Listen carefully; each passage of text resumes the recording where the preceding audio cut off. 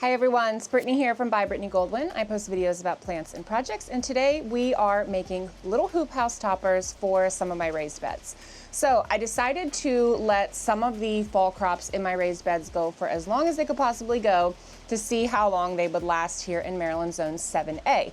Well, we got a couple nights of the teens and 20s in early December, which kind of nuked off everything but the spinach and the green onions and a couple other random things. So I got the materials to make some hoop houses to see if we can coax the spinach along, and also to see if we can germinate some seeds here in December, some lettuce, some spinach and whatnot, and basically see how the experiment goes. So a hoop house, if you're not familiar with it, if you've ever been into a greenhouse that's like a large semicircle and it has like a plastic coating over top of it, that is a hoop house. You can have walk-through hoop houses. Some people call them grow tunnels. They have lots of different names, but essentially what we're going to be making today are hoop house toppers for my Vago garden beds. You can use these for any sort of raised beds. It doesn't matter what the material is of your raised beds. You can use them for wooden beds. You can use them for in-ground beds. It's a pretty flexible approach to making a hoop house topper. So the first thing we're going to do is make the hoops for the hoop house. Now this is a fiberglass green material. You can see it's like kind of bendy, but it's pretty firm when it's just one piece. Now this kit that I got offline comes with these little aluminum or metal, some sort of metal connectors here. So you push a connector in and then you grab another piece of the fiberglass pole.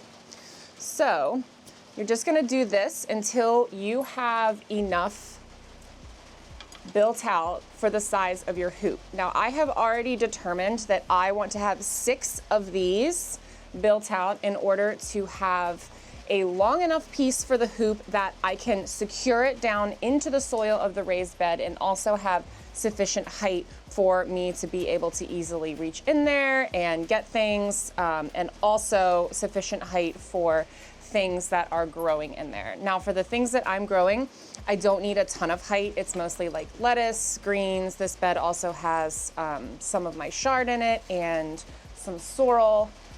You can see here, I have 6 pieces together now, and it forms a nice bendable hoop. So it's bendable, it's flexible, but it's also pretty sturdy because each of these individual pieces is pretty strong.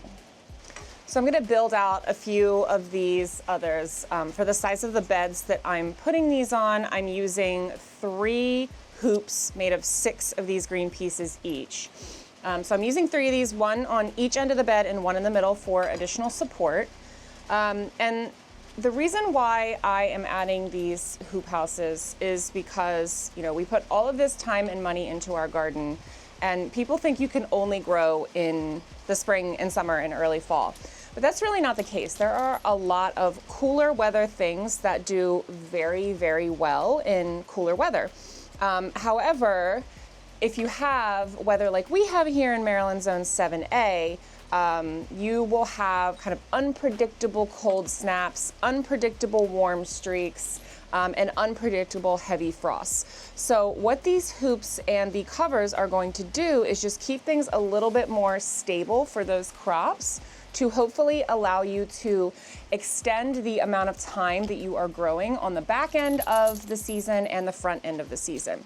So really right now, since it is mid-December, we are headed into winter here. It is kind of officially winter, even though today is kind of a weird, rainy 55-degree day.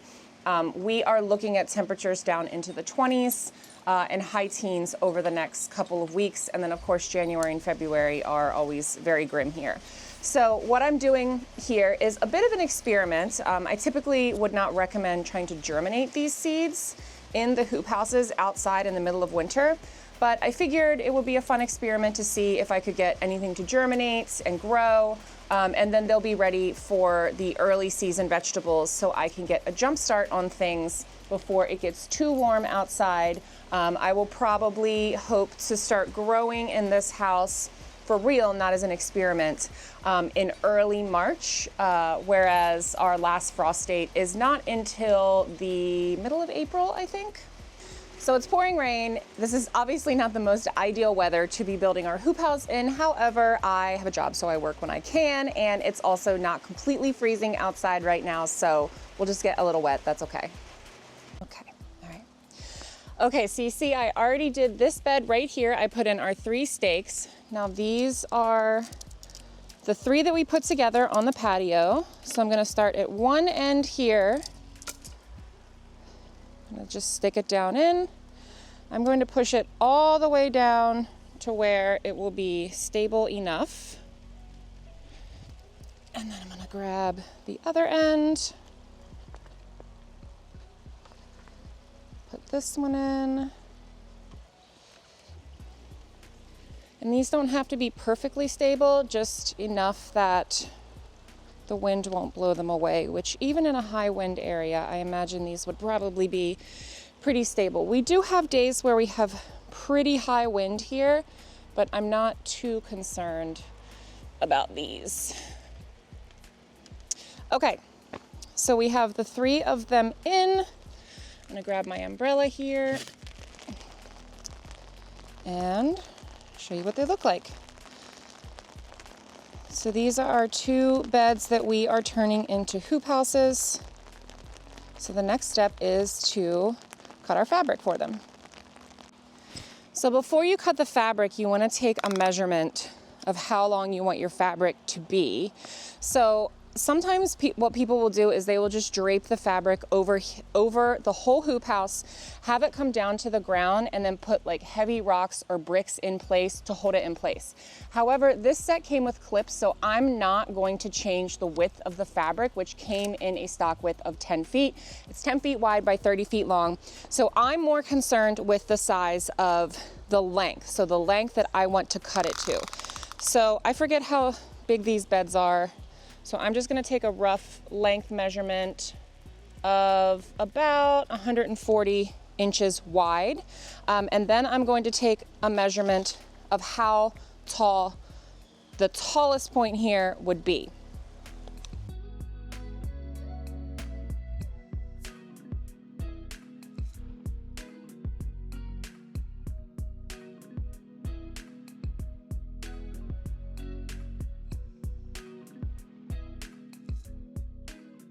Okay, so I have determined I wanted my piece to be about 140 inches long for how I'm going to be attaching it to the hoops and to the bed. So I went inside and cut it because it's really pouring rain right now.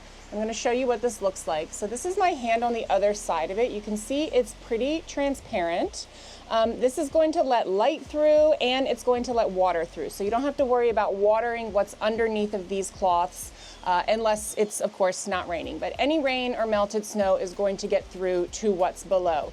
It's pretty tight, and I assume that this is also machine washable. I would probably put it through on a gentle cycle and then let it air dry if you'd like to wash it or disinfect it between seasons, depending on what you're dealing with.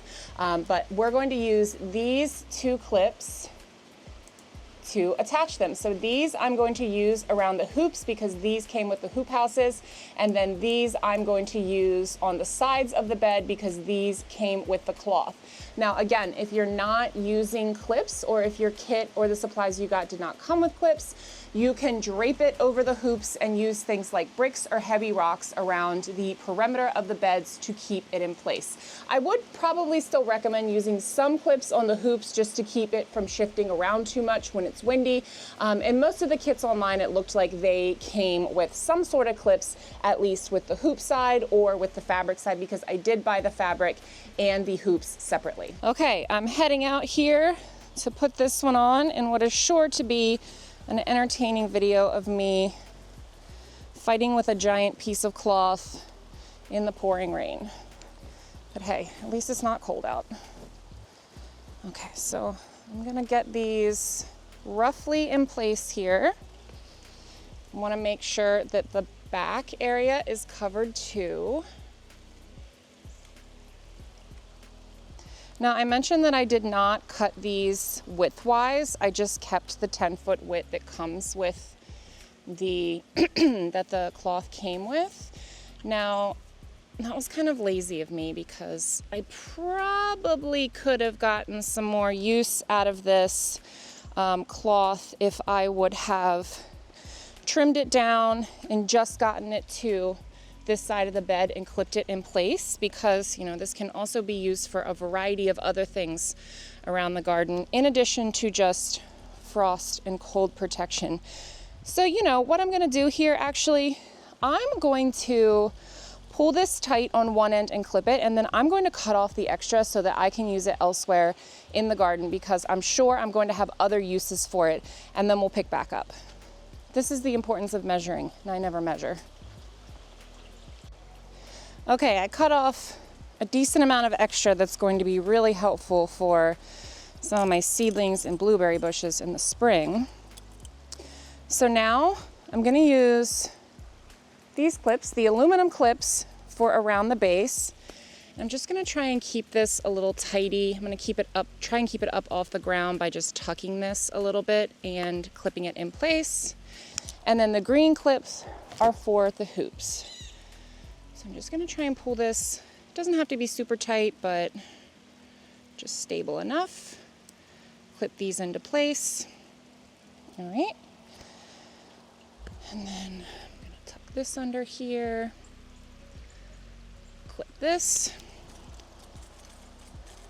It's looking pretty good here. And now I'll be able to take a good measurement for this one for what the other hoop house piece will need to be, because that one is going to be identical to this one since it's the same bed.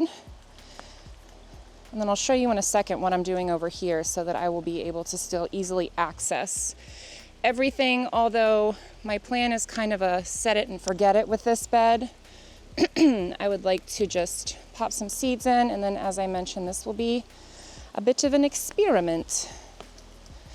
Clip one back here. So I'm only putting 2 clips on each side for now. I may add a third depending on how many I have, not really sure. And the tighter you can get this fabric, the less pooling and hanging there's going to be with water. So the fact that I'm doing this during the rain is actually kind of nice, because I can see exactly where the water's pulling and where I might want to tighten things up a bit. Okay, it's a couple days later here. It is significantly colder, but also significantly less wet outside. So I decided to put a pause on covering this hoop house until I was fighting a little bit less with the elements. So what I'm doing here is I have rolled out a sheet of 6mm plastic. Now I just got this at Lowe's from their Project Source brand. It comes in different sizes, but the one I got is 25 feet long by 10 feet wide. So what I've done here, just to make it as easy as possible, is I've draped it all across the bed to get an idea of where I want to cut it. And then I'm going to take the extra and set it aside. Now, if you just want to extend your growing season on the late end of summer, so early to late fall, and the earlier start of spring, then you don't necessarily need any sort of plastic to put over top. But I mentioned that I wanted to do a little experiment with direct sowing some seeds out here in these hoop houses for the winter to see if I could get some of my cooler weather crops to germinate. Well, what I really need is some more heat in that area, because even though the crops can grow pretty well in cooler temperatures, I mean, obviously if it's like in the teens for multiple nights, they're going to get nuked. They're not going to be happy. But what you need to germinate those seeds is a little bit of extra warmth. So what I'm doing with this 6mm thick plastic is I am just covering the whole hoop house here. So I'm not sure how long I'm going to leave this on for. I think it kind of depends on the weather too. If it's a semi-warmer, rainier day, I'll probably take it off so that I can let the water go through this coating. But I'm mostly curious to see if it's going to help me germinate the seeds that I have in here. This looks pretty opaque, but it is actually, it's good enough for what I'm looking for. Light will still be able to get through it to the seeds I've got here. Now for this one, I'm just going to pull it over and I'm going to put it in place with just some random heavy rocks I've got around the yard. I'm not going to clip it in place or anything. I cut it so that I can bring it all the way down and cover it, and then still be able to lift it up on the end here where I've got the clips to peek and see how things are doing.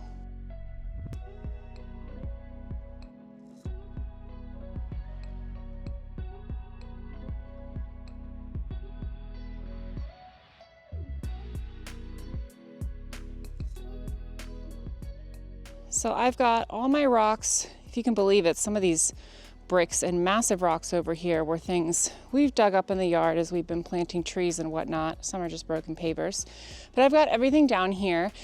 So now I'm just going to wait. I'm going to wait every couple days, or maybe like every week or so, because the water's really not going anywhere right now. I will pull the top off and water what's in the bed. Now, since the rain will be able to go through the fabric that's underneath of the plastic sheeting, if it's raining and if it's a decent temperature, I will probably just take the plastic sheeting off for the day and let Mother Nature handle watering everything, and then pop it back on. And then as things warm up in the late winter, we start getting some nicer days, I will probably pin the sides up so that there's some more airflow throughout the tunnel when it's getting just a little bit hotter out. So these are a couple ways that you can expand your growing season, and I hope you guys found this helpful. I'll probably do an update video showing any progress that I've made with my winter growing experiment. And then of course, I will be starting seeds in the very late winter when we are looking forward to spring and having a little bit more sun. So until then, happy planting.